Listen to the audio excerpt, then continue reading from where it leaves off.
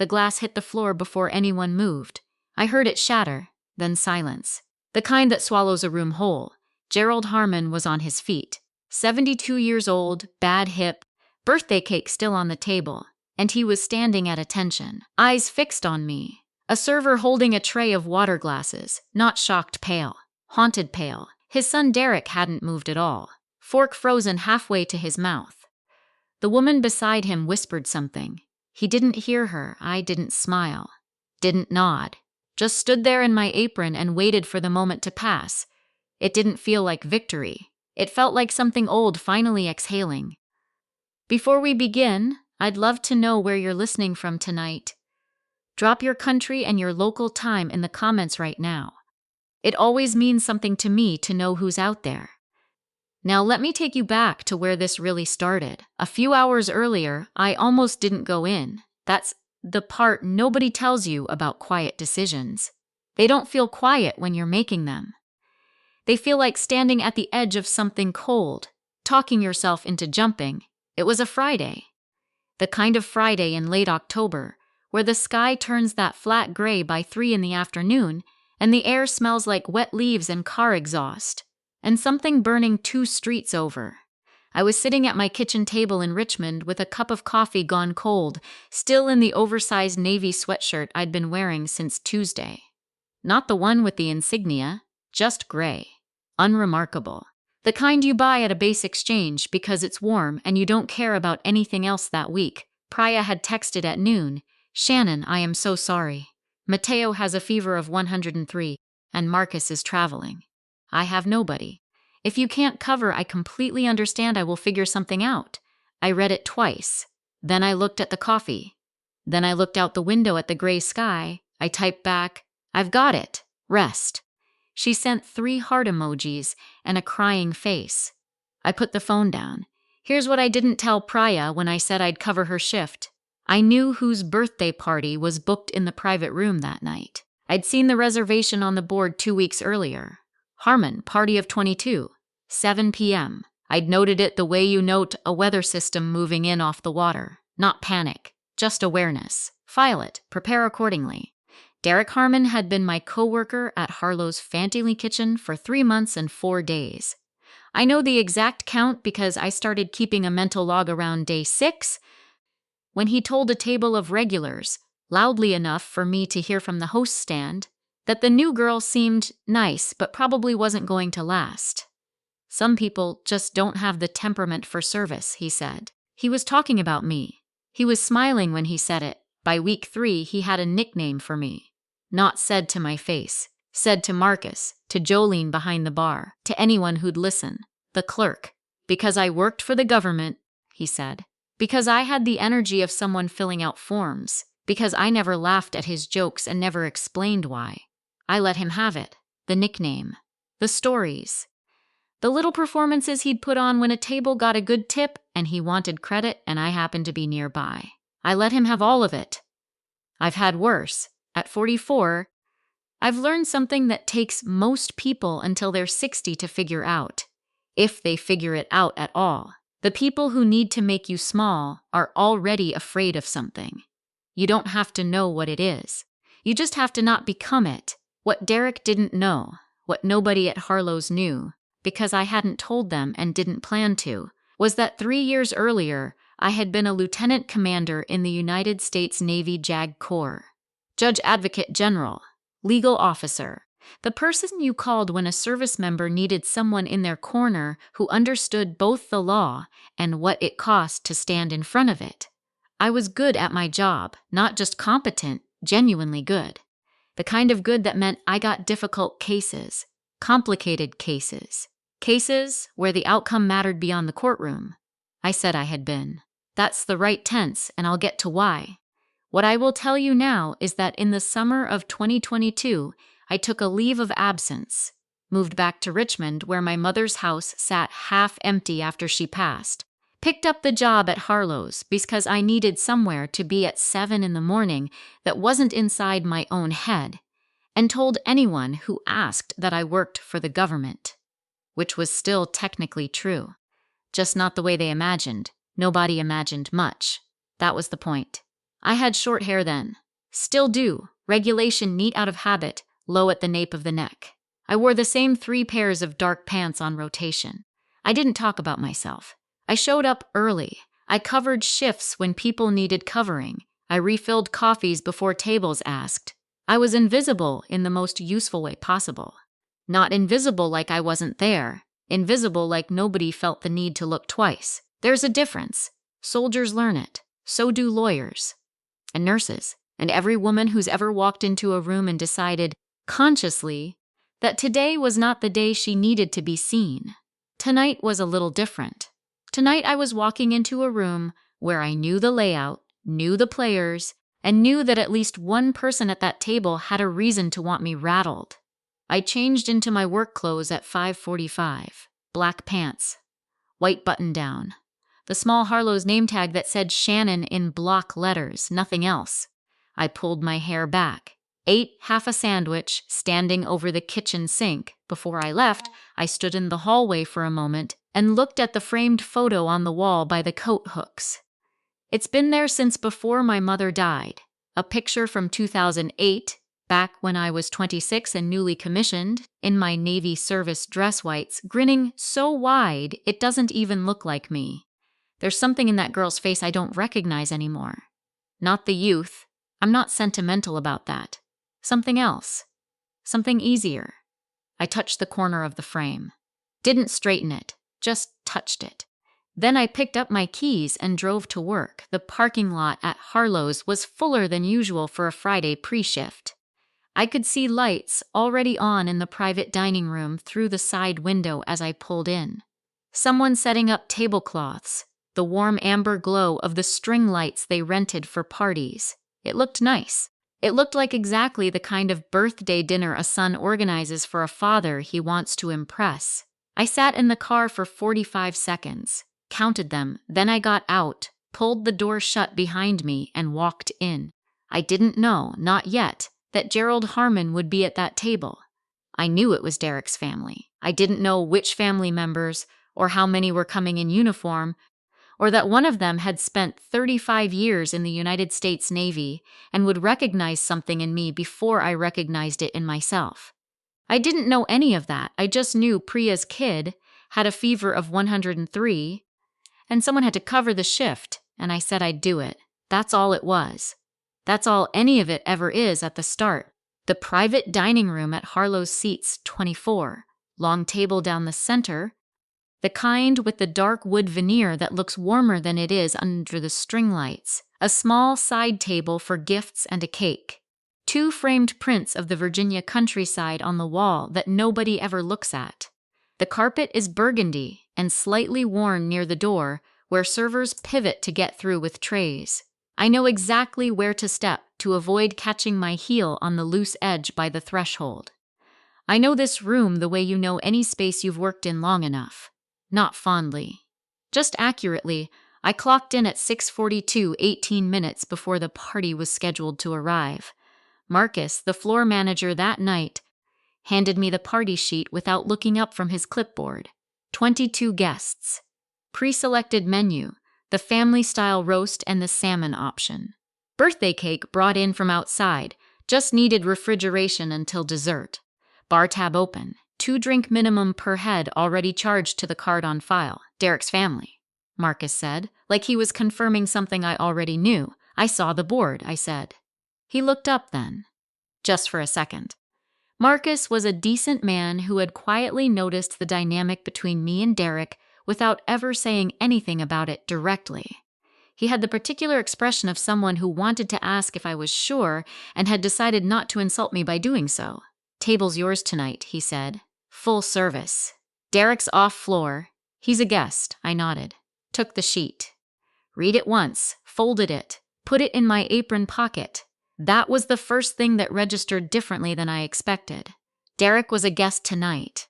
Not a coworker in a back corner I could ignore. A man sitting at the table I was serving, in front of his father, his family, the people whose opinion of him he cared about most. That was a different kind of stage than the host stand or the server alley. People perform differently when the audience is their family. Sometimes better, often worse. I set the room myself, took my time with it, adjusted the centerpiece, made sure the water glasses were filled and the bread baskets were positioned so they wouldn't have to ask twice. Small things. The kind of things you do not because anyone will notice, but because it matters to you that the work is done right, and you are the only audience for your own standards. By 7:08, the party had arrived. I heard them before I saw them, the particular sound of a large family group moving through a restaurant, that rising tide of overlapping voices and coat shuffling, and the higher register of children being managed. I was at the service station refilling a water pitcher when the private room door swung open and the first guests filtered in. I gave it 2 minutes, let them find seats, let the volume settle to its first plateau. Then I came through the door with menus under my arm and my best neutral expression. The one that communicates, I am here, I am efficient, I am not a person you need to think about. I've worn that expression in JAG hearing rooms, in offices with generals behind the desk, in corridors where people were deciding things about my career without inviting me to the conversation. It is a very useful expression. I have practiced it for 18 years. Good evening, everyone. My name is Shannon. I'll be taking care of you tonight. The table turned, the way tables do, in that wave of polite social attention. Faces. Familiar faces I'd never met. The way family members of coworkers always look vaguely like people you should know. And then Derek saw me. He was seated 2/3 down the table on the right side, next to a woman I assumed was his wife.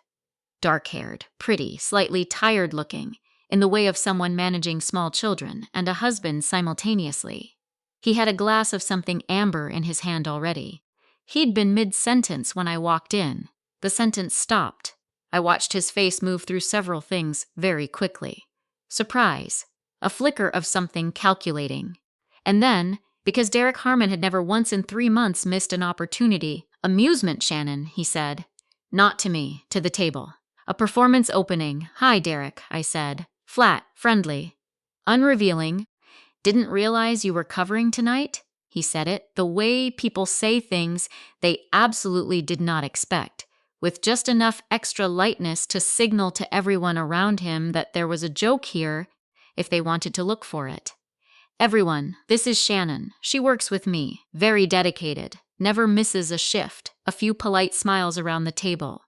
The kind that don't know yet whether they're smiling at something kind or something else. I smiled back at the table the way I smile at every table. Can I start everyone off with drinks? I took the orders, moved around the room, did the job, but I felt it. The particular atmospheric shift of a man who has decided that tonight, in front of his family, in front of his father, he has permission to be larger than usual. Derek was the kind of person who needed witnesses. At work, he had coworkers, peers who might push back, or at least not laugh. Here he had family, people who loved him and were primed to find him charming. It was halfway through the drink orders, somewhere near the far end of the table, that I first noticed the man at the head, Gerald Harmon. He was not what I expected, though I'm not sure what I expected exactly. 70s. Broad-shouldered in the way of men who were once very strong and have carried it into age without apology.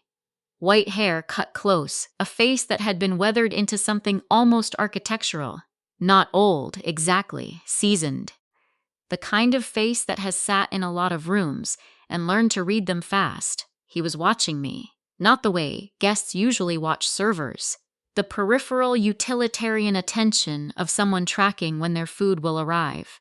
He was watching me the way you watch something you're trying to place. Careful, patient.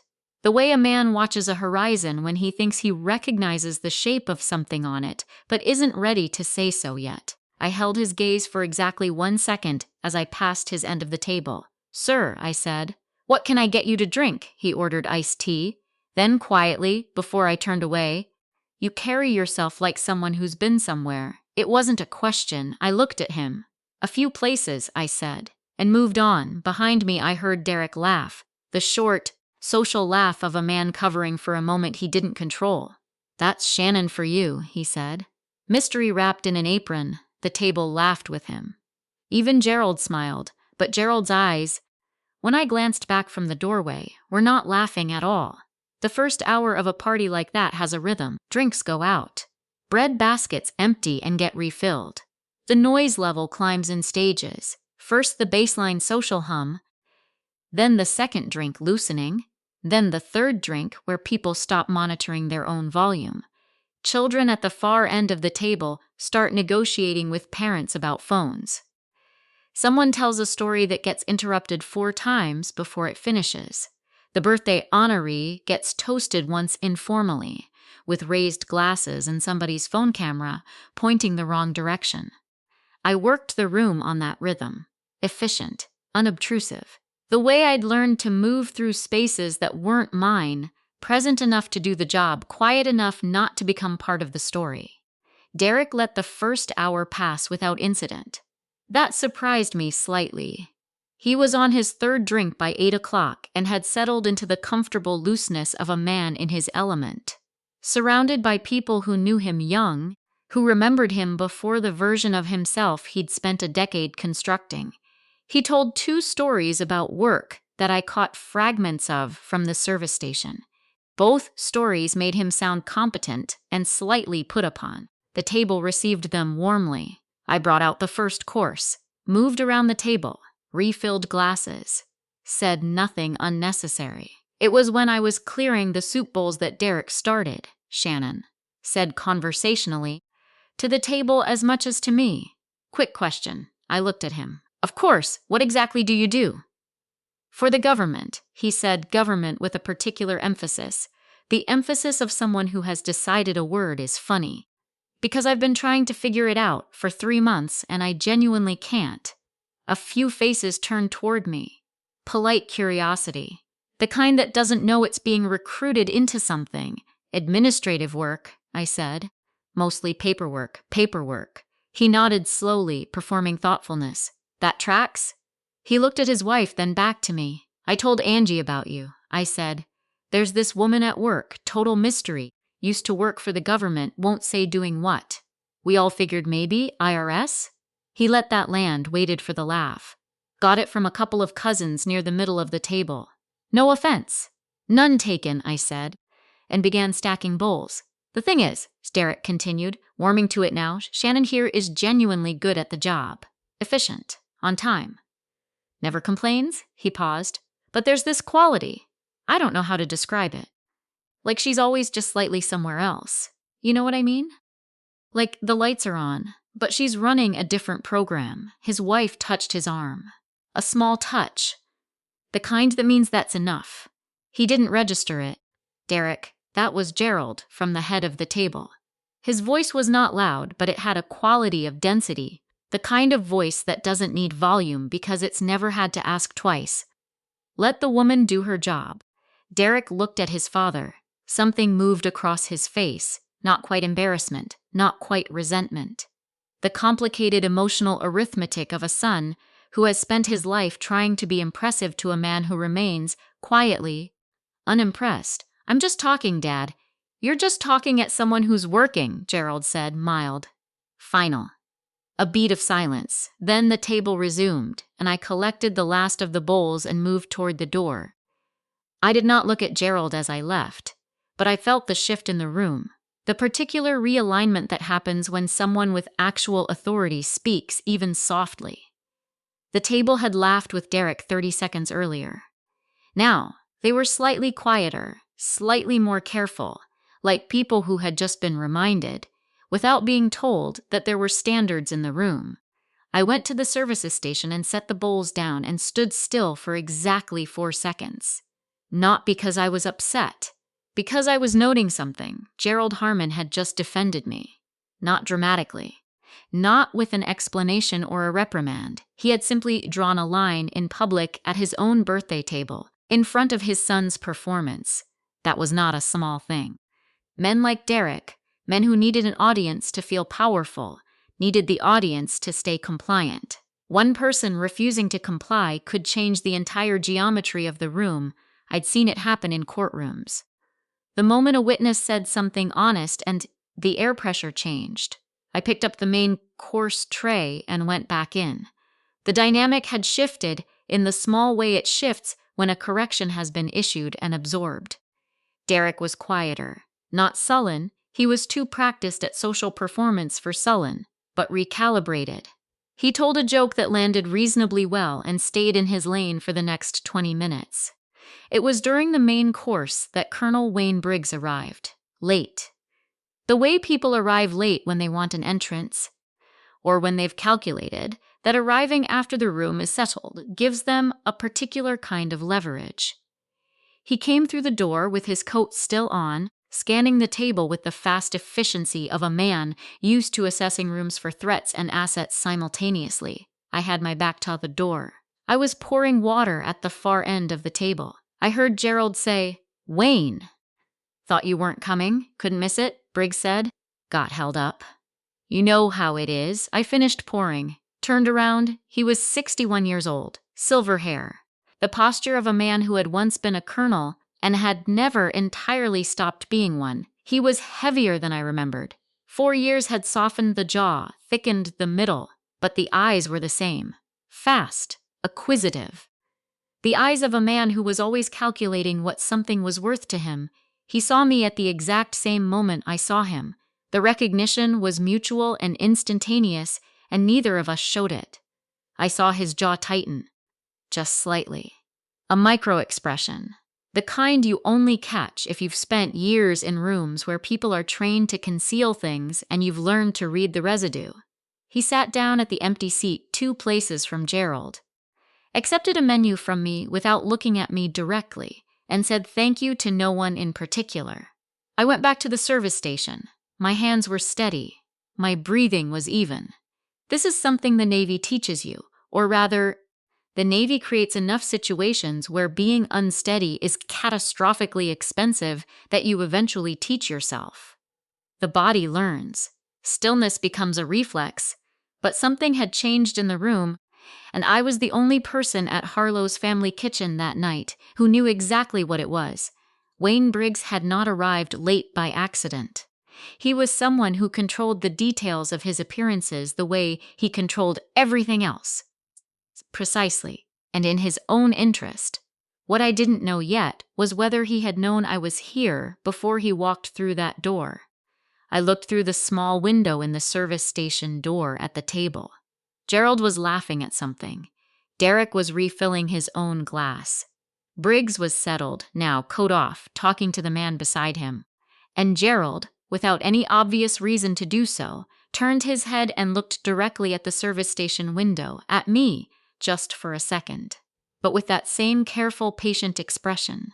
The horizon watcher's expression. Like he was getting closer to something he'd been trying to place all evening. It was the cake that started it, not the reveal that came later. But the cake was what created the opening, the way certain small logistical moments create openings in rooms without anyone planning them. I brought it out just before 9.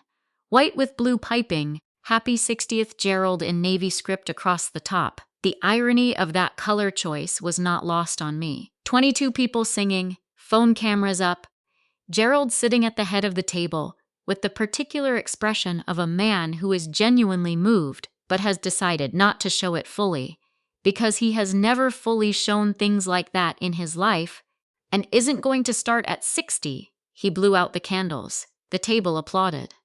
I began cutting and plating. That was when Briggs made his move. He did it quietly, the way he did everything, tucked inside another moment, using the noise and the distraction as cover. He leaned slightly toward Derek, who was on his left, and said something I wasn't meant to hear. I heard it. That server, low, casual. Like he was commenting on the weather. "She seem familiar to you?"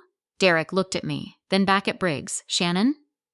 "She works with me. Government background, won't say what." "Why?" Briggs tilted his head slightly. "Probably nothing." A pause. "She just has a type." "You know the type." "Thinks because they had a position somewhere, they're still carrying it around.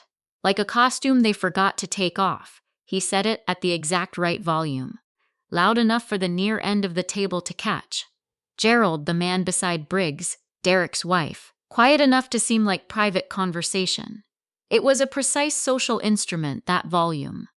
I had seen it deployed in JAG waiting rooms by men who wanted to poison a room before the proceedings started.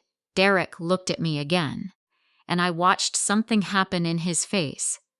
The thing that happens when a man who has been lightly entertaining himself with a target suddenly gets permission from someone older and more certain to go further.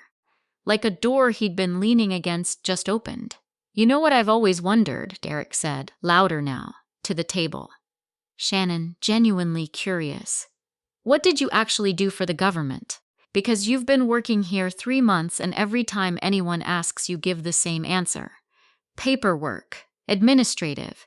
He did a small, not unkind impression of my flat tone that got a laugh from 2 cousins and Briggs. I mean, what was it? DMV? Social Security Office? Because there's no shame in it. I'm just... Derek, his wife again. Firmer this time. "I'm just asking. It's fine," I said. I was at the far end of the table, still plating cake. I didn't look up immediately. Let the moment breathe. "I was a lawyer. A small beat. A lawyer," Derek repeated, like the word was unexpected in my mouth. "Okay, what kind?" I carried 2 plates to the near end of the table. "Set them down carefully." "Straightened up, the kind," Briggs said from his seat before I could answer, and there was something in his voice now. Something with an edge to it that most people at the table probably heard as mild humor. That didn't quite work out. The table got quiet, not dramatically quiet. Just that half-second dip in ambient noise that happens when something lands with slightly more weight than expected. I looked at Briggs. He was looking at his cake, and Gerald was looking at me. Not the Horizon Watcher expression anymore. Something different, something more concentrated, the way a lens concentrates light to a single point just before it burns. "Shannon," Gerald said. Quiet, direct, just my name. The way people say names when they want to cut through everything else in the room and speak to you specifically. I met his eyes. "You said you were a lawyer." He paused. "What branch?" The table had gone still in that particular way, not performing attention, actually paying it. Something in Gerald's tone had done that. He had the kind of voice that, when it changed register, made rooms reorganize themselves without knowing why. "Navy," I said. Gerald was quiet for a moment. Something moved across his face that I couldn't entirely read. "JAG?" he said. "Yes, sir." Another pause. "The kind that has weight in it? They give you a call sign?" I heard Briggs set his fork down. The table was very still now. Derek had stopped smiling. His wife was watching her husband watch me. I held Gerald's gaze for a long moment. There was something in his eyes that I recognized. Not from this room, not from Derek or Briggs or anything that had happened tonight. Something older than that. The expression of a man who had spent decades in rooms where things needed to be confirmed precisely, and who had learned that the only way to confirm them was to ask the direct question and wait for the direct answer. He deserved the direct answer. "Statute," I said. The word landed in the room the way a stone lands in still water. Quiet entry, and then the rings moving outward. Gerald Harmon stood up, not slowly, not dramatically. He just rose from his chair at the head of his own birthday table, on his bad hip, on his 60th birthday, and he stood at attention. It was not a large gesture. His hands stayed at his sides. His chin came up perhaps a centimeter. But every person at that table felt it, felt the weight of it, the seriousness of it. Even the ones who had no framework to understand what they were seeing. The glass near Derek's elbow caught the edge of his arm as he startled. Hit the floor shattered. Nobody moved to pick it up. Derek's face had gone the color of old paper. Not embarrassed pale. Not surprised pale. Something deeper than that. The pale of a man who has just realized, in a single unfolding second, that the room he thought he was performing in was actually someone else's room entirely, and had been all along. Briggs said nothing. But I felt him. Felt the specific quality of his stillness, the stillness of a man making rapid calculations. I stood in the middle of the room in my apron, with cake plates still in my hands, and I looked at Gerald Harmon standing at attention at his own birthday dinner, and I felt something I had not expected to feel. Not satisfaction. Not relief. Something quieter than both. Something that felt unexpectedly like grief, The specific grief of being seen after a very long time of choosing not to be. The grief of a door opening that you had made your peace with keeping closed. I had not cried in 4 years. Not since the day I filed the leave of absence paperwork and drove away from the base with my personal effects in 2 cardboard boxes and the radio off the whole way home. I did not cry now either. I set the cake plates down carefully on the nearest end of the table, straightened up, looked at Gerald, still standing, still steady, and gave him the smallest nod I had. He nodded back. Behind him, Wayne Briggs had gone very still. Gerald sat back down slowly. The table hadn't recovered yet. That particular silence was still in the room, not uncomfortable exactly, but charged, the way air feels charged after lightning has hit somewhere close. People were looking at their plates, at each other, at me, at Gerald, trying to assemble a picture from pieces they didn't have all of. Derek had not moved. His fork was still on the table where he'd set it down. His wife had her hand over his now, which I don't think either of them had noticed. I should have gone back to the service station. Logistics said so. There were still 3 cake plates to deliver, coffee to offer, the open bar tab to manage. The job said go, but Gerald looked at me and said quietly, "Sit down for a minute. It wasn't an order." Gerald Harmon was retired. He had no authority over me, no rank that applied here, no command structure between us. He was a 72-year-old man at his birthday dinner asking me to sit down. I sat, not at the table. There was no empty chair close enough without displacing someone. I pulled over the small stool from the gift table near the wall and sat at the corner near Gerald's end. The way you sit when you're not fully in a conversation, but not outside it either. Marcus was going to have opinions about this. I'd deal with that later. Gerald folded his hands on the table. He had the hands of someone who had worked with them for decades, wide, scarred at the knuckles, the kind of hands that look capable even at rest. 2019, he said. Norfolk, I looked at him.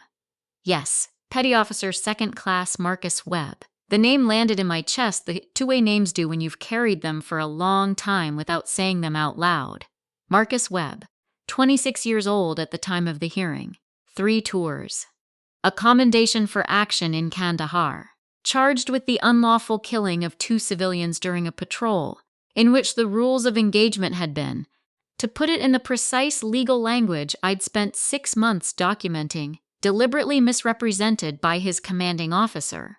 I represented him, I said. I know you did. Gerald was quiet for a moment. Marcus was in my unit. Not during the deployment. I was long retired by then. But I knew him from before, watched him come up. Good sailor, good man. His jaw tightened slightly. When I heard what he'd been charged with, I knew it wasn't right. Didn't have the details, didn't have the evidence. Just knew the man and knew it wasn't right. He looked at me steadily. You got him out, he said. The evidence got him out, I said. I just made sure the evidence was heard. Gerald shook his head slightly, not disagreeing, acknowledging the distinction but setting it aside. I heard the verdict over the phone from his mother. She called me because she didn't know who else to call and she'd found my number in Marcus's things from years before. He paused. She was crying so hard I could barely understand her. Took me 3 tries to figure out he'd been acquitted. The table was listening, not pretending not to, listening openly now, the way people listen when they understand that something real is being said. The cousins, Derek's wife, the couple near the middle who'd been on their phones 20 minutes ago. Derek was listening too. His face had changed again, not the pale shock of 5 minutes ago. Something more complicated. The face of a man receiving information that is reorganizing things he thought he understood. Marcus Webb is teaching high school now, Gerald said. History. Outside of Charlotte. Coaches JV football. The corner of his mouth moved. Terrible coach from what I hear. But the kids love him. I hadn't known that. I'd lost track of him after the verdict. Deliberately, partly. Attachment to outcomes was something I'd learned to manage, or tried to. You do the work. You give it everything. Then you let it go and move to the next one. Except I hadn't moved to the next one. There hadn't been a next one. I didn't know what happened to him, I said. Now you do. Gerald held my gaze. He's good, Shannon. He's okay. I heard that the way you hear something you've needed to hear for 4 years without knowing you needed it. Just received it. Held it. Somewhere behind me, I heard someone at the table exhale. What you did in that hearing room, Gerald continued. What I was told about it, afterward, by people who were there, was not a small thing. Webb's attorney before you've been ready to negotiate a plea. Lesser charges, shorter sentence, dishonorable discharge. Webb was going to take it because he was exhausted and scared, and he didn't believe anyone was actually going to fight for him. He leaned forward slightly. You fought for him. I thought about that hearing room. The smell of it. Government buildings have a specific smell, recycled air and carpet cleaner, and something institutional underneath that never quite goes away. The way the light came through the high windows at a flat angle in the mornings. The opposing counsel. 2 of them, both senior to me, both with the particular confidence of men who expected this to go quickly and cleanly and in their favor. I thought about the night before the final session. Sitting in my car in the parking structure at 11 p.m., with 6 months of documentation spread across the passenger seat, going through it for the 14th time, looking for the thing I knew was there, the thing I needed to hold in my hands before I walked into that room. I found it at 1:17 a.m. A single requisition order, countersigned, that placed the commanding officer at a position he had testified. Under oath, he had not been. A small document, 4 lines, the kind of thing that gets buried in administrative filings because nobody thinks anyone will look. I looked. I did my job, I said. Gerald held my gaze for a long moment. Then he said, My grandson is 18.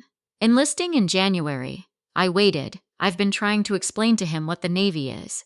Not the brochure version. The real version. What it costs. What it asks. What it gives back. Gerald glanced down the table briefly, then back to me. I've been struggling to find the right words. He paused. I'm going to tell him about tonight. I didn't know what to say to that. So I said nothing. Across the table, 2 seats down from where Briggs sat silent and rigid as a man who has walked into an ambush and is calculating his exits, an older woman, 60, silver-haired. A particular quality of stillness about her that I recognized before I consciously identified it. Had been listening to everything Gerald said with the specific focused attention of someone who was not just moved by the story, but was professionally cataloging it. She had arrived late in the second wave of guests, and I had not gotten a clear look at her until now. She was watching me, and her expression, steady, assessing, carrying the weight of someone who held authority and knew the cost of it, made something alert in the back of my mind.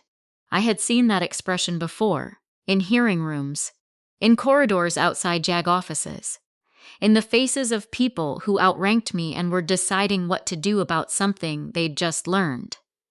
I didn't know her name yet, but I knew that look, and I knew that whatever was coming next in this room, it was not going to be small. Her name was Linda Voss. I found that out 4 minutes later when Gerald, without ceremony, said, Linda, you've been quiet. She looked up from her wineglass with the unhurried attention of someone who had been waiting to be invited into a conversation and had been content to wait as long as necessary. I've been listening, she said. There's a difference, Gerald almost smiled. Shannon, this is Captain Linda Voss, Navy JAG. We go back. She knew my wife before she passed. Linda, this is Shannon Cole, Lieutenant Commander, JAG Corps. She's the one who got Webb acquitted. Captain Voss looked at me directly. She had gray eyes, the particular gray of weathered steel, and they moved over me with the practiced efficiency of someone who assessed people for a living and had gotten very good at it. Lieutenant Commander Cole, she said. Captain Voss, I held her gaze. Ma'am, a small pause. Something moved through her expression that I couldn't entirely read. Not surprise, exactly. Something more like confirmation. The expression of someone checking a calculation they had already run and finding it correct. You're on leave, she said. I am, extended leave. Yes, ma'am. She looked at me for another moment. Then she looked at Wayne Briggs. It was a brief look, 3 seconds, maybe 4. But it was not a casual look. It was the look of someone filing information, noting position, noting stillness, noting the specific quality of a man who had been very quiet for a very long time in a room where he had no good reason to be quiet. Briggs met her eyes, held them, smiled the controlled smile of a man who was excellent at controlled smiles. "Linda," he said, warm, easy. "Small world, smaller every year," she said, and looked back at me. That exchange, 8 words, 2 people, 4 seconds, told me everything I needed to know about where the night was going. Voss knew Briggs, not socially, professionally. And something in her knowledge of him had just been activated by what she'd heard in the last 10 minutes. Could see her running the calculation. I could see the moment she arrived, at the same place I'd been sitting for 4 years. Gerald was looking at me. "You said it didn't work out," he said quietly. "Not to me." He was echoing Briggs's words from earlier, saying them back into the room where they could be examined. That's what was said. That your career didn't work out. I held Gerald's gaze for a long moment. This was the part I had not planned for. Not because I hadn't thought about it. I'd thought about it in the way you think about things you've decided not to do anything about yet. But thought is not the same as ready. And I was sitting on a stool at Gerald Harmon's birthday table, with my apron still on, and my name tag still pinned to my shirt, and the man who had dismantled my career was 6 feet away from me, pretending to find something interesting about his water glass. "Reedy or not, I was reassigned," I said. After the Webb verdict, Gerald's expression didn't change, but something behind his eyes went very still. "Reassigned," he said, "to an administrative position. Non-operational. No casework." I kept my voice even. "It was presented as a lateral move." "It wasn't." "Who made the call?" I looked at Gerald steadily. Then I let my eyes move, just for a moment, just briefly. To Briggs, it was enough. Gerald followed the look. The table followed Gerald. The way tables follow the attention of the person at the head of them. And Briggs, who had been watching me peripherally while performing interest in his water glass, looked up and found the entire near end of the table oriented toward him. He handled it well. I'll give him that. He had decades of practice. "Shannon and I have a history," he said. "Easy, preemptive. The voice of a man who is getting ahead of a story so he can shape it." She was a talented attorney. The Webb case was complicated. There were institutional considerations after the verdict that she may have found frustrating. That's understandable. He looked at me with something that was constructed to look like sympathy.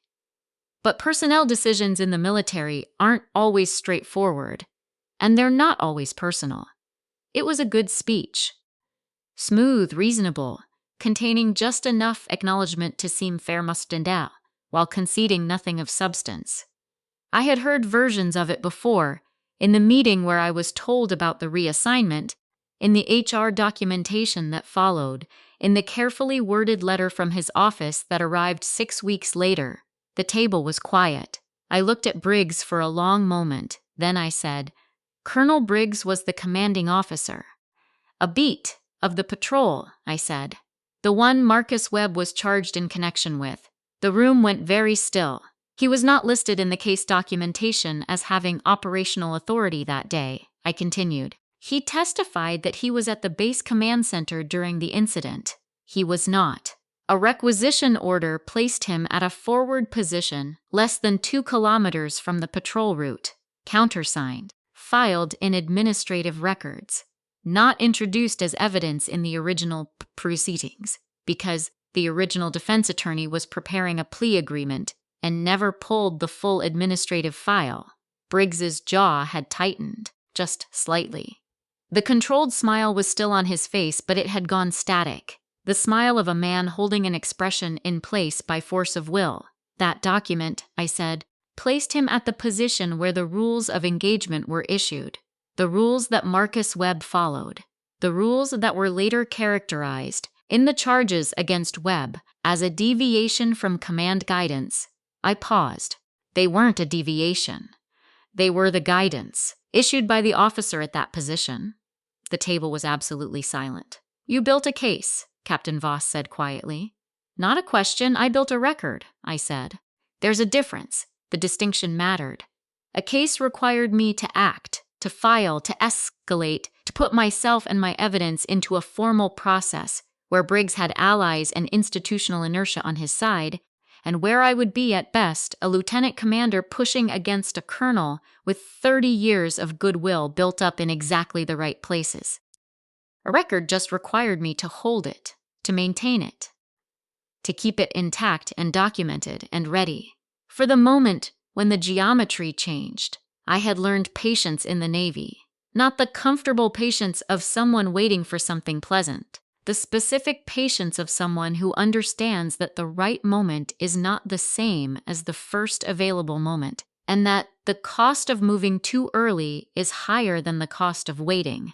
I had been waiting for 4 years. "How much of it do you have?" Voss asked. I met her eyes. "All of it," I said. Wayne Briggs set down his water glass, very carefully, very quietly, with the particular deliberateness of a man who is managing a number of things simultaneously and needs his hands to be still. Derek was staring at me. His face had moved entirely past the versions of itself I'd seen tonight, past the performer, past the sun, past the man who'd been quietly diminishing me for 3 months. What was left was something younger and less certain. A man who had just discovered that the room he had understood completely this morning was, in fact, a room he had never understood at all. His father hadn't looked away from me since I said the word patrol. Briggs moved first. Not physically, he was too controlled for that.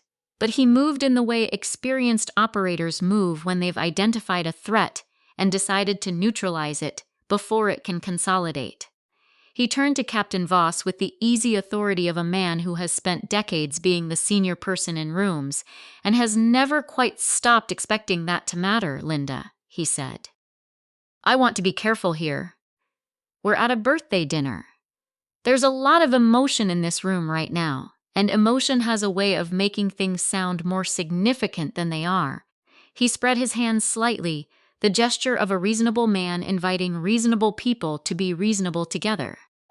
"Shannon is clearly talented. I've said that. Whatever frustration she has with how her career developed, that's real, and I don't dismiss it. But what she's describing is a very particular interpretation of events that happened 4 years ago, based on a document that I'd need to see before I could respond to with any accuracy." He looked at me then, and for just a fraction of a second, beneath the controlled surface of his expression, I saw it, the real calculation running underneath. He was betting that I didn't have the document here, that it was at home, or in storage, or on a hard drive somewhere that couldn't be accessed tonight. He was betting that this moment without physical evidence in the room would pass as allegation. As one person's word against a colonel's 30 years, it was a reasonable bet. He was wrong. "I have it with me," I said. A pause. "It's in my car." Gerald looked at me. "Then go get it." I stood up from the stool, smoothed my apron, and walked out of the private dining room. The restaurant was quiet in the way it gets late on a Friday when the last tables have turned and the kitchen is winding down. Marcus was at the host stand doing end-of-night checkout, and he looked up when I came through. "Everything okay in there?" "Fine," I said. "I need 2 minutes." I went out through the front door into the October night. Cold air, the smell of wet pavement. My car was in the 3rd row. I walked to it without hurrying, unlocked it, reached under the driver's seat. There was a manila envelope there. Standard letter size, sealed with a binder clip. I had moved it from location to location over 4 years. Apartment, storage unit, my mother's house, this car. The way you move something you can't leave anywhere permanently because you can't be certain the permanence will hold. It had been under the seat for 8 months, long enough that I'd almost stopped being aware of it. Not quite. I held it for a moment in the cold. I thought about the last time I'd opened it. 6 months ago at my kitchen table, going through everything again with the methodical attention of someone maintaining a piece of equipment. Checking that nothing had degraded, nothing was missing, the chain of documentation still intact. It had taken 3 hours. At the end, I'd clipped it back together and put it away and made coffee and sat with the strange, specific feeling of someone who is carrying something important and has not yet found the right moment to set it down. I walked back inside. Gerald was still at his place at the head of the table. Captain Voss had moved her chair slightly, just a few inches, enough to signal that she had repositioned herself in the room, that this was no longer a birthday dinner but something else. And she had adjusted accordingly. Briggs had not moved.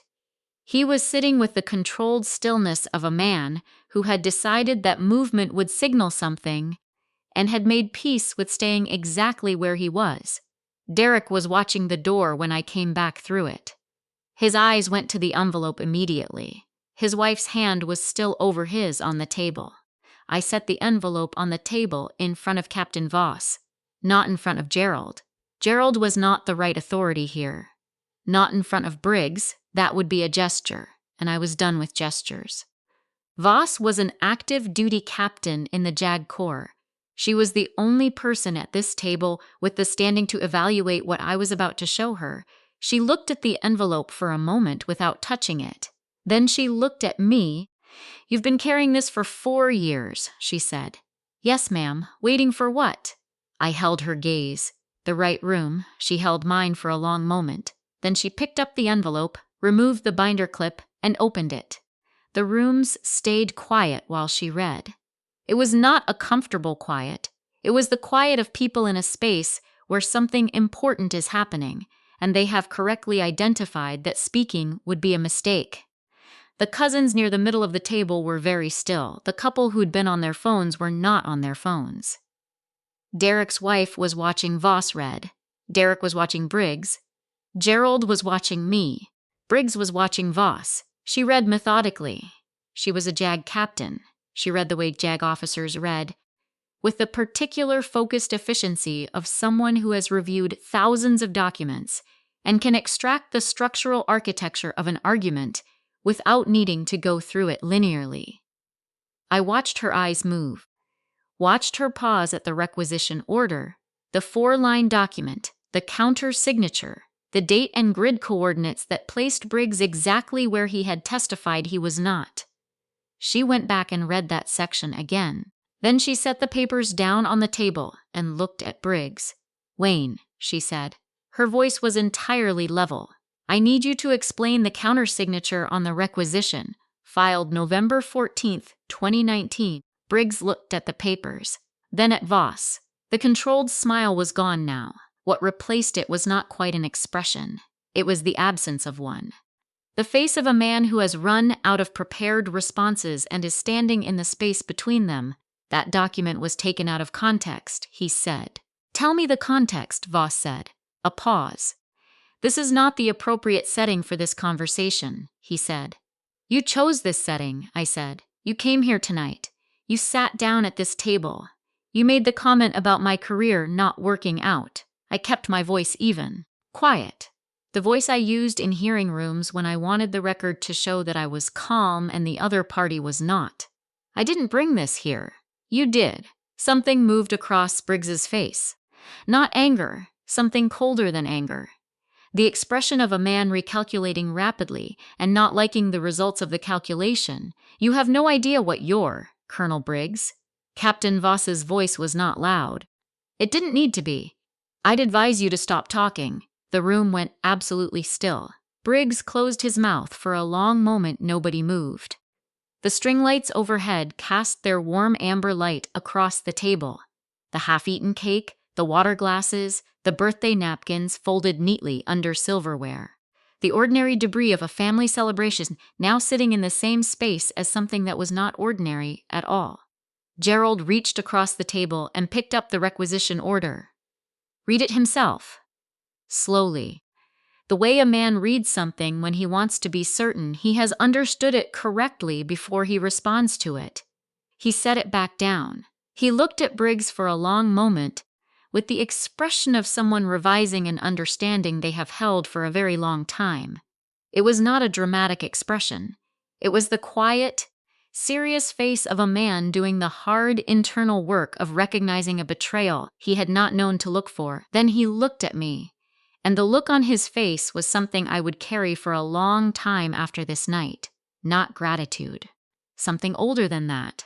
The look of a man who had spent 35 years believing that the institution he served was, at its core, worth serving, and who had just found, in the most unexpected room, in the most unexpected way, evidence that he was still right.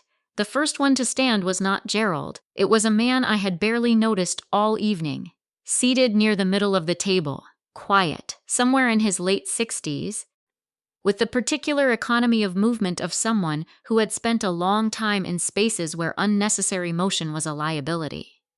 He had said almost nothing since the party started. He'd eaten his dinner, declined a second drink, listened to everything with his hands folded on the table in front of him. He stood up slowly, the way men stand when their knees have opinions about it, but they're going to stand anyway. He looked at Captain Voss. Chief Petty Officer Raymond Dills. Retired, he said. I was on the sub base at Norfolk in 2019. I remember the Webb case. He paused. I remember being told to forget about it. The room received that in silence. Voss looked at him steadily. Told by whom? Dills looked at Briggs. He didn't say anything. He didn't need to. Briggs had gone very still in the way of a man who understands that the geometry of a room has shifted past the point where he can recover it. He was still at the table. He hadn't moved, hadn't stood, hadn't reached for his phone. He was sitting with the rigid, contained quality of someone managing a situation by sheer force of trained self-control, and the training was beginning to show its seams. The second person to stand was a woman at the far end of the table, mid-50s. I'd clocked her earlier as a family friend. She'd arrived with an older couple and spent most of dinner talking to Gerald's sister. She stood without introducing herself first, which told me something. I was a paralegal with JAG, Naval Station Norfolk, 2018-2021, she said. I processed paperwork on the Webb case. She looked at Voss. There were documents I was told to refile under a different case number. I didn't know why. I assumed it was administrative restructuring. She paused. I've thought about it since. The room was very quiet. The older couple she'd arrived with. The man was looking at his wife, and his wife was looking at the table, and both of them had the expression of people who have just understood something they had been, until this moment, successfully not understanding. Voss had a small notepad out now. I didn't know where it came from, her jacket pocket perhaps, or her bag. She had the unhurried efficiency of someone who had transitioned fully from guest to officer without making a production of it. The way certain people move between roles so smoothly the transition is invisible. She was writing names, dates. She would write slowly, methodically, and she would not lose a single word. Gerald had not sat back down. He was standing at the head of the table still, and though he said nothing, his standing said something that no speech could have said more clearly. It said, I have stood for a long time at the front of rooms and behind the people I believed in, and I am standing now. And you can note that and draw your own conclusions. Derek was watching his father. I had been watching Derek intermittently throughout the last 20 minutes the way you track weather. Not because it was the primary concern, but because it was relevant. The arc of his evening had been in its own way as significant as anything else in the room. He had come here tonight as the confident son, the host, the man in his element. He had made me small in front of his family because he had the audience for it and the habit of it, and because for 3 months I had given him no reason to expect consequences. The man I was watching now was none of those things. He was watching his father stand at attention at his own birthday table, not for a general, not for a flag, not for an institution. For a woman in a server's apron who had spent 4 years carrying a manila envelope under the seat of her car and waiting for the right room. Derek's wife said something to him quietly. He shook his head slightly, not dismissively, the head shake of someone who has been asked if they're all right and doesn't have an honest answer available. Briggs spoke. It was the first thing he'd said since Voss told him to stop talking, and it was not what I expected. I had expected deflection, procedural language, the polished machinery of a man who had spent 30 years navigating institutional self-protection. What came out instead was something rawer than that. Not an admission, but not armor either. I made a command decision, he said. In a situation with incomplete information, under pressure, with assets I was responsible for, and a timeline that did not allow for, Colonel. Voss's voice was quiet and absolute. I need you to understand what I'm telling you when I say stop talking. He stopped. She looked at him for a moment with the expression of someone who has seen this specific type of man in this specific type of moment before and has no remaining patience for the performance of it. This conversation will continue, she said, in the appropriate setting, with the appropriate people present, and with proper documentation of everything said. What I can tell you right now, in this room, is that what I have read tonight constitutes sufficient grounds to request a formal review. She closed the notepad. I'll be making that request on Monday morning. The words landed in the room and settled there. Briggs looked at Voss for a long moment. Then he looked at me, and in his eyes, under all the control and the calculation and the 30 years of practiced authority, I saw something I had not expected to see, not remorse. I won't give him that. The recognition of a man who has spent a long time being the person who decided what got buried and what got remembered, and who has just encountered the limits of that power, who has understood, perhaps for the first time in a very long time, that the limits existed. He picked up his jacket from the back of his chair, folded it over his arm, stood. He did not say goodbye to Gerald. Gerald did not watch him go. The door to the private dining room opened and closed, and the sound of the restaurant, the quiet end of night, ambient sound of the kitchen winding down and the bar doing last call, came briefly through and then was shut out again. The room exhaled. It was not a dramatic exhale, not a cheer, not a collapse into emotion, just the particular collective release of a space that has been holding something difficult and has been allowed finally to set it down. Gerald sat back down. He moved carefully, the bad hip, but he sat down with a kind of settled finality, the way a man sits when he has done what he came to do and can rest now. He looked at me. I was still standing near the corner of the room, still in my apron, still wearing the name tag that said Shannon in block letters. I had not moved from that spot in a long time. The stool from the gift table was still beside me. How long have you been waiting for that? He said. I thought about the honest answer for a moment. 4 years, I said, and about 2 hours. Gerald looked at me for a long moment. Then the corner of his mouth moved, just slightly, the minimal version of something larger. And he nodded once, was still sitting at the table. He hadn't moved when Briggs left, hadn't spoken. He was looking at the surface of the table in front of him with the expression of a man doing significant internal work, the kind of work that doesn't happen quickly and doesn't resolve cleanly. After a moment, he looked up at me. He opened his mouth, closed it. Opened it again, Shannon, he said. I looked at him. He didn't finish the sentence. Not then. He just looked at me with the bare, uncertain face of a man who has run out of performances and is standing in the thing underneath them. It was enough for now. I'll go get the coffee, I said. And I went. The party ended quietly. Not badly, just quietly. The way evenings end when something significant has happened, and everyone has tacitly agreed that the significant thing is the ending, and anything added after it would be too much. Gerald's sister brought out the remaining cake slices. Someone ordered decaf. The cousins near the middle of the table talked in low voices about something unrelated. Deliberately, considerately unrelated, the way people talk around the edges of a room where something heavy has occurred, and they want to give it space. Gerald shook my hand before he left, not the handshake of a customer thanking a server. Both hands, firm, the kind of handshake that says, I see you. I know what this cost. I am not going to make a speech about it because you don't need a speech. He held it for 3 seconds. which is longer than most handshakes, but not long enough to be uncomfortable.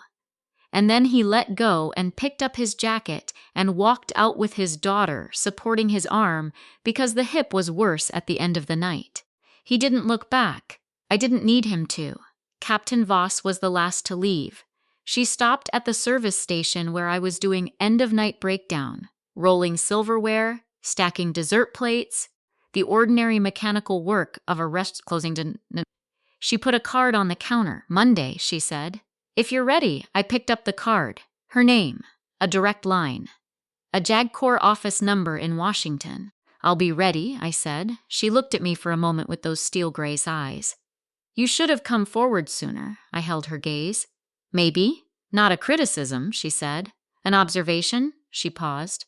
The record you built is thorough. I've reviewed a lot of documentation in 23 years. This is thorough. She said it. The way people say things they mean precisely, not as a compliment, as an assessment. It would have held up 4 years ago. I know, I said.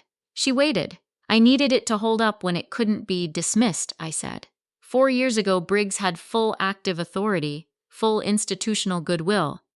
And I was a lieutenant commander who just won a case he didn't want won. Anything I filed would have been reviewed by people who owed him something. I set down the silverware roll. I needed time to change the geometry. Voss was quiet for a moment. Then she nodded.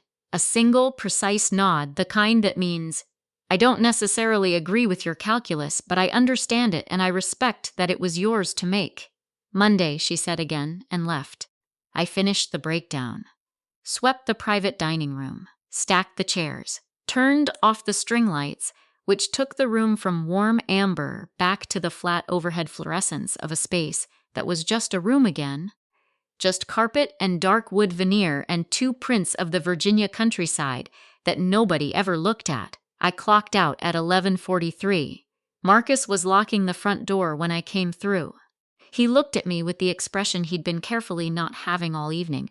Good shift, he said. Eventful, I said. He laughed, a short, genuine laugh, and held the door.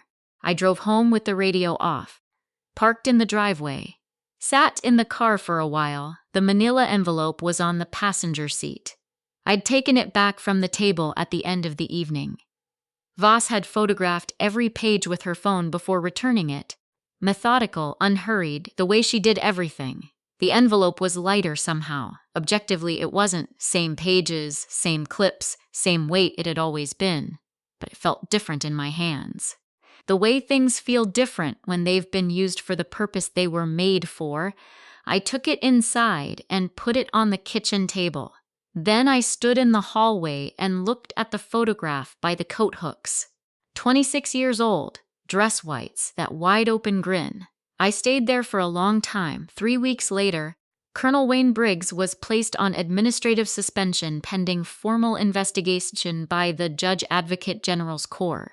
The announcement was internal, not public, not press released, not the kind of thing that makes the news. The kind of thing that moves quietly through the institutional channels of the military, the way certain corrections move, without ceremony, without announcement, with the particular muted gravity of an institution acknowledging something it would rather not acknowledge, but has no remaining basis to avoid. I know this because Voss called me on a Tuesday morning to tell me, in the measured, precise language of a JAG officer delivering official information, and also, briefly, at the end, in the slightly different register of a person telling another person something they have waited a long time to hear. The review board convenes in 6 weeks, she said. You'll be called to give testimony. You should have counsel. I am counsel, I said. A pause. Yes, she said. I suppose you are. Derek came to Harlow's on a Thursday afternoon, 3 weeks after the birthday dinner. Not a shift I was working. I was there for a coffee, sitting in the back booth with a legal pad, going through notes for the upcoming testimony. He came in, saw me, and stood at the entrance for a moment doing the calculation that people do when they've come somewhere for a purpose and unexpectedly find the purpose sitting right there. He came over. Can I sit down? He said. I looked at him. He looked tired, Not the performative tiredness of someone who wants you to notice they're carrying something, but actually tired. The face of someone who has been sitting with something difficult for 3 weeks and hasn't been sleeping well because of it. "Sit down," I said. He sat. He didn't order anything. He put his hands on the table and looked at them for a moment. "I owe you an apology," he said. "Not just for the dinner. For 3 months of—" He paused, choosing the word diminishment. He said it carefully, like he'd looked for the right word and landed on it deliberately. "I made you small because it was easy, and because you let me, and because I didn't think about what that cost you." He looked up. I should have thought about it. I looked at him for a long moment. Here is what I knew about Derek Harmon that I had not known 3 weeks ago. His father had called him the morning after the birthday dinner and talked to him for 2 hours. Gerald had told me this himself in a brief text. One of 3 texts he'd sent in the 3 weeks since, each of them short, each of them carrying the specific weight of a man who does not text often and means everything he types. The call, Gerald said, had not been a reprimand. It had been a conversation, the kind fathers and sons have when something has made the conversation finally possible. I did not know everything that was said in it. I didn't need to.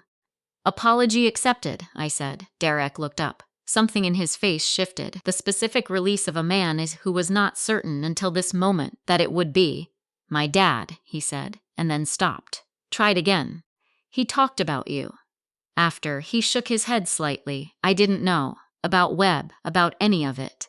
I didn't know what you'd done." "You didn't need to know," I said. "That's not why it was worth doing." He was quiet for a moment. "No," he said, "I guess not." We sat in silence for a little while. Not uncomfortable silence, the kind that has something settled in it.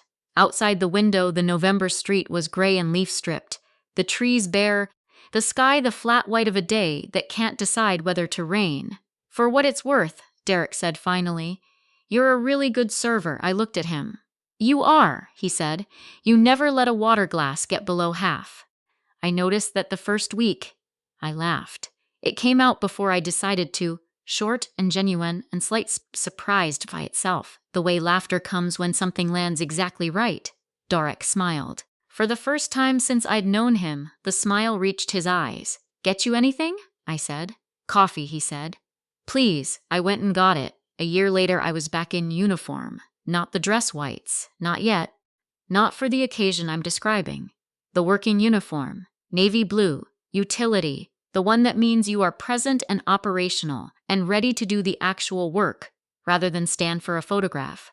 I was standing in a corridor outside a JAG hearing room in Washington on a Tuesday morning in October, the kind of October morning that comes in clear and cold off the Potomac and makes the city look more serious than it usually does. I had a case, a real one, not administrative, not paperwork. A service member, 23 years old, petty officer 3rd class, from a small town in central Ohio, who had been charged with conduct unbecoming following a complaint filed by an officer, whose account of events did not survive contact with the security footage that the original investigating team had somehow failed to request. I had requested it. I was ready. I stood in that corridor for a moment before going in, the way I sometimes stand in corridors now, not stalling, not afraid, just taking a breath. Letting the moment be a moment before it becomes something I'm moving through too fast to register. A year is not a long time. It is also, sometimes, exactly long enough. The review board had convened in December. I gave testimony over 2 days.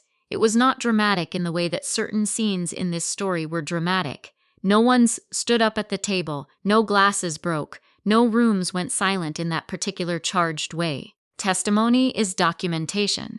It is precise and methodical, and it proceeds in the language of record rather than the language of feeling. And that is exactly as it should be. I am a lawyer. I understand this. I sat at the table and answered questions and laid out 4 years of careful documentation with the specific satisfaction of someone who has been waiting to do a particular job and is now doing it.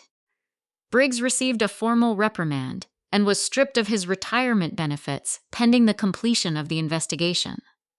The investigation was ongoing as of the last update I received. These things move slowly. I made my peace with slow a long time ago. Marcus Webb called me in February. I don't know how he got my number. Gerald probably, or Voss, or the particular way information moves through networks of people who serve together and maintain the old connections out of loyalty or habit or both. He called on a Sunday evening. I almost didn't answer because I didn't recognize the number. I answered. He said, "Lieutenant Commander Cole?" I said. "Shannon is fine," he said. "I heard what happened. I heard what you did. I didn't know what to say to that, so I said nothing for a moment. Then I said, 'How are the kids liking history class?' He laughed. He had a good laugh, open, unguarded. The laugh of a man who has found his way back to something after being away from it for a long time. We talked for 40 minutes.